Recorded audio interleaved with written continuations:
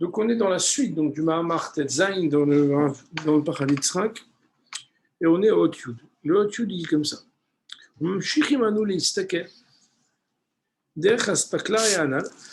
Donc, on poursuit de regarder par le spectre un peu qu'on a cité plus haut, pour comprendre la profondeur du pasuk qui dit Kevod Hachamim Halu, que le Kavod, les Hachamim, ils hériteront du Kavod.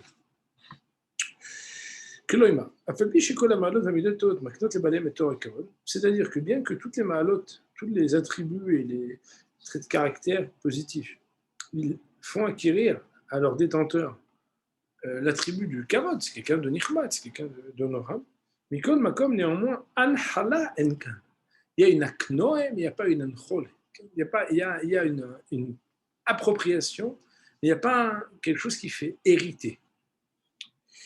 Et là, Laura avait dit quelque chose de très intéressant. Kedarko Bakodesh, la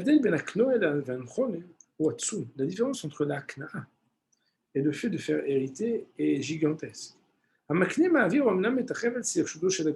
Celui qui fait acquérir, c'est vrai qu'il fait acquérir, certes, l'objet dans le domaine de celui qui a acquis. Mais cette transposition de propriété, ce transfert de propriété,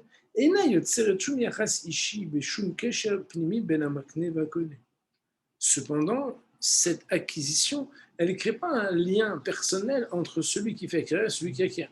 Un exemple, voilà, moi j'ai acheté un livre dernièrement, je l'ai reçu avec plein de timbres, ça venait de Bretagne, je l'ai acheté, j'ai aucun kécher avec celui qui m'a vendu. J'ai tapé voilà, mon numéro de carte bleue, j'ai choisi mon livre, j'ai cliqué, la personne ne sait même pas, à part mon adresse et mon nom, rien du tout, il n'y a pas de kécher entre le koné et le makné. Ce qui n'est pas le cas dans le fait de faire hériter. Ceux qui s'appellent ceux qui ont étudié Yeshnochlim, ils se rappellent de ça un peu. Hein, dans le Mishmouch, c'est un truc un peu différent. Hein, ça vous rappelle des souvenirs de jeunesse, là, mais en tout cas, le Manchil, il est Maïmid, le Noichel Tarta. Il fait se tenir l'héritier à sa place. Donc, au Meglimkom. Donc, l'héritier, il se tient à la place du Manchil. Donc, il y a quelque chose qui ne se joue pas dans les droits de propriété, mais quelque part, la place du propriétaire, le lien avec ce qu'était le propriétaire par rapport à la propriété. Et de ce fait, le fait de faire hériter crée une relation personnelle, on pourrait me dire un peu intime, entre celui qui fait hériter et celui qui hérite. Je donne un exemple, par exemple, un cousin Hubert qui vous fait hériter quelque chose et le seul héritier, puis Tom, bon, même s'il est parti, le gars, il y a un kécher, quoi. Il a pensé à me faire hériter à moi, mais je suis vraiment touché, mais il a écrit ça, etc. Quoi, c'est pas possible, juste, bon, alors là, bon, je m'en chou. C'est pas juste, ah ouais, j'ai reçu, non, j'ai reçu. On ne parle pas seulement du Maïsé Kinyan ou du Davar à la Nikna. On parle aussi d'un Yach, parce que ça s'appelle un Khala. Hein? Donc le Rav, il explique והנוכל גם תחתיו של המנחין, ומתוך כך ההנחלה יוצא ודרס בין המנחין והנוכל. וזו הריבודה של הפסוק כבוד חכמים ינחלו. C'est ça le חידוש qui est marqué כבוד חכמים ינחלו. Regardez comme c'est puissant. פסוק זה בא ללמדנו, כי אין החוכמה מקנה כבוד לבעליה. Ça vient nous apprendre qu'en fait, c'est pas un malach de akna'a, de chokhma, que la chokhma, elle se fait acquérir à ceux qui la détiennent. Non. Et là, shimanchila lo et akov. C'est qu'elle fait que quelque part, il y a une nachala du kavod. Ma kesher. Il dit, on va expliquer ce qu'on est en train de dire. C'est-à-dire que le Rav ici, pour l'instant, c'est poétique, profond et peut-être très inaccessible, même si c'est vrai. C'est quoi? Il dit le Rav comme ça. Yechidi nivra à Adam. On a dit que l'homme, il a été créé tout seul, n'est-ce pas? Et on a dit, Yechidu tozu, kayemet yafilu lachar, shekol olam itmala nashim. Quand tu es unique, c'est pas seulement quand Adam Arishon, il était seul, que Yechidi nivra à Adam. C'est que même quand il y a 9 milliards d'individus, chaque individu, on peut dire qu'il est Olam Malé, comme c'est marqué dans la Mishnah dans Sanhedrin, dans la fameuse Mishnah. Pourtant, le monde, il est plein de gens qui te ressemblent. C'est maintenant, malgré le fait qu'il y a plein de gens qui te ressemblent, tu es obligé encore de dire, Bishu Nivra Olam, de la même manière que quand Adam Rishon était tout seul au monde, il devait le dire. Aval sauf, seulement en définitive, en fin de compte. Mais tsiutam shel revavot bnei Adam kmoto. Le fait qu'il y ait des dizaines de milliers de personnes qui sont comme toi. Mastira et tirkuduto shel Adam. Ça veut dire le contraire de ta spécificité. Combien il y a d'Avrechim? Il y en a plein. Et comme toi, il y en a plein. Et combien il y a des rachis? Il y en a plein. Combien il y a des rachis? Il y en a plein. Des méniches, il y en a plein. Et combien il y a ça veut dire des Bnei-Torah? Bah, finalement, quand tu regardes à l'extérieur de toi, qu'est-ce qui se dit de toi? Que tu es un gars banal, finalement. Le monde, la médecine apparente, elle nous dit notre banalité. L'homme aussi, lui-même, il se dit, finalement, ouais, bon, ouais, je suis pas vraiment. Et là, chez Mitarta, chez l'Astarazou, seulement que derrière ce voile qui fait semblant qu'en fait tout le monde se ressemble, Bifni manefesh, à l'intérieur de l'âme, ça veut dire donc quelque chose qui est très personnel, que personne ne voit en vérité. Boer ou atzima on litom taima chez les chidutzu. Est enflammé le désir, la soif de goûter à cette singularité. Je suis différent, je me sens différent, je sais que je suis différent. Il y a quelque chose qui dit j'ai envie de ressentir que je suis différent des autres. Pourtant, je n'ai pas vraiment l'impression, parce que bon, voilà, j'ai Shiva, tout la même chose, on fait la même chose. Valken, c'est pourquoi Nimsa ou Adam Bechatirat Midit Lefket Astara chez le Riboui Birde les Galot Latsmo et toi Yechidou chez les Shiuto. L'homme, il est toujours en train de creuser continuellement quelque chose qui va faire éclore et percer ce voile de la pluralité afin de révéler sa singularité personnelle. J'explique. C'est-à-dire qu'en réalité, la personne, il veut sortir du fait d'être comme tous les autres parce qu'il a envie de se sentir différent.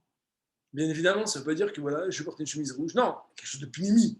C'est-à-dire qu'il se dit, bon, ok, fine, je connais, je suis en Bentora, je suis à la Yeshiva, j'étudie tous les jours, mais j'aimerais bien ressentir que je ne suis pas juste dans l'emploi du temps. Si on regarde les heures, on est tous les mêmes. J'aimerais bien ressentir qu'il y a quelque chose de différent en moi. Je suis différent. Et ça, en fait, c'est un désir très profond que chacun a. Birdé les chauvettes et nafshot les kilouisés, parce que comme ça va faire que voilà, son âme, elle est très très, elle va pouvoir quelque part un petit peu se divertir. Veikaro chez le reggae chakovoy. Et d'ailleurs, l'essentiel du sentiment d'honneur, on pourrait appeler ça ici de dignité. Yoneku et hiyuto metsimeonze va tirer et puiser sa vitalité de cette soif. Écoutez bien comme c'est beau, parce qu'en fait, on pourrait mal l'interpréter. On va l'expliquer plutôt dans une vision très positive des choses, en parlant de la nichmadout. Le désir d'être honorable, c'est le désir de se sentir différent et singulier. Adam chash ilavon kshemiterassim elav yachas el adam bichlal. L'homme se sent blessé et vexé lorsqu'on s'adresse à lui comme si on s'adressait à quelqu'un comme les autres. Par exemple, la pire des choses, c'est quand on se rappelle du prénom de quelqu'un où on ne sait presque pas qui il est, ou quelque part, c'est rare, bro.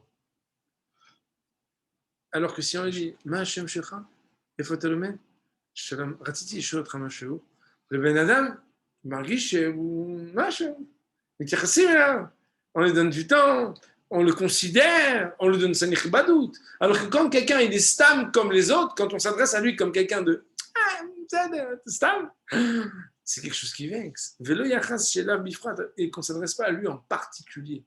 La relation personnelle, l'adresse personnelle, l'abord personnel, c'est quelque chose de particulier. Pourquoi? Parce qu'on est en train de dire, vous savez quoi, qu'on a vexé sa singularité. Ah ouais, il n'est pas singulier, lui. Il est comme les autres. Pourquoi? Parce qu'on s'adresse à lui comme s'il était un parmi tellement. Kol shachlalato meruba, ilbono meruba. Plus tu le généralises comme s'il faisait partie d'un gros clan, plus tu l'amènes à une vexation. Écoutez comme c'est beau par contre. Kol shata mechalelo yoter, ata mechalelo yoter. Plus tu l'englobes, plus tu le profanes. Tu lui enlèves sa chashivut. Ta mechalel, hilou. Ou les dargissa. Et de l'autre côté, Kol shata meyahado, yihud gabe yihud. Plus tu t'adresses à lui d'une manière singulière, il est vraiment singulier, il sent que tu comprends sa singularité, tu t'adresses à lui de manière personnelle, plus tu rassasies ce désir qu'il a de kavod. Alors, je voudrais quand même expliquer ici, quand même, parce qu'après on va expliquer un peu c'est qu'en fait, notre Rav Zatzal, il avait l'habitude de dire que la raison pour laquelle le kavod, c'est quelque chose d'essentiel, d'ailleurs, vous connaissez la couchia, alors avait dit, il y a une stira, puisqu'on dit Kol aborach men kavod, kavod rodef acharav, Kol arodef akavod, kavod borach emenu. Le Rav, il avait une couchia, il avait dit, mais Kol aborach men arayot, arayot rodfot acharav, Kol arodef achar agezel, agezel borach emenu. Non, c'est pas comme ça. Donc, al kocha, que si quelqu'un, quand il est boréach, et quelque chose qui est rodef acharav, c'est que c'est pas mauvais. Seulement, hein, la redifat à kavod, elle est mauvaise, mais le kavod en soi, il n'est pas mauvais, puisque celui qui est borer amène à kavod, le kavod le rattrape. Donc, ce n'est pas une punition, chas de shalom. De toute façon, t'inquiète pas, tu seras dans la hadéra, t'inquiète pas, on te rattrape. Mais non, chas de shalom, là-bas. Donc, le Rav, il mettait en exergue, il soulignait que le kavod, c'est l'occasion d'avoir ra, chas de shalom. Plus que ça, il citait le bal à mort au début de son pirou sur le chasse, qui disait qu'un nefesh, il crée de kavod. Le nefesh adam, donc la partie élevée de l'homme, elle s'appelle kavod. Et il amène des psukim, Urak Vodi, ça veut dire Urinavshi, les mains Zemecha Kavod Eloïdom. On parle là-bas aussi donc du Nefesh. Et en fait, le Rav là-bas, le Balamor, il explique que c'est parce que le Nefesh, il est Atsula mi Tachat Kiseh Kavod. Et quelque part, il y a une Ichbadout qui est à l'intérieur de nous parce qu'on a quelque chose qui nous a été donné dans la bria, même si nous sommes des nifrodim, des êtres séparés d'Hachem, on a quelque chose qui a été créé par HaKadosh Baruch Hu et qui révèle quelque chose dans ce que nous avons la possibilité de faire. La nichbadout à Adam, c'est normal. La nichbadout à Adam, c'est le tavat de nichbadout. C'est pas la tavat sur laquelle on dit Akina tava vekavod utzimta min haolam, c'est pas de ça. C'est que la nécessité absolue de la dignité de l'homme, de sa noblesse, de sa hauteur, elle est essentielle. Et mon rab est cité au nom d'un des rabbinim de Slobodka que le sabbat Slobodka disait que si on enlève à quelqu'un tout son kavod, il pourrait perdre la tête totalement, à se prendre lui-même pour Napoléon, il disait le Rav, ça veut dire pour lui-même se prendre pour un ikhbad. Et d'ailleurs, on en a déjà parlé ici. Quand quelqu'un il se permet de faire des choses nivzot, des choses qui sont viles, des choses qui sont basses, c'est forcément parce qu'il pense que il pense qu'il n'est pas noble. Parce que quelqu'un qui est dans la noblesse ne peut pas se permettre de faire certaines actions qui n'ont rien à voir avec la noblesse. Surtout Bepumbi devant tout le monde. Il se cache.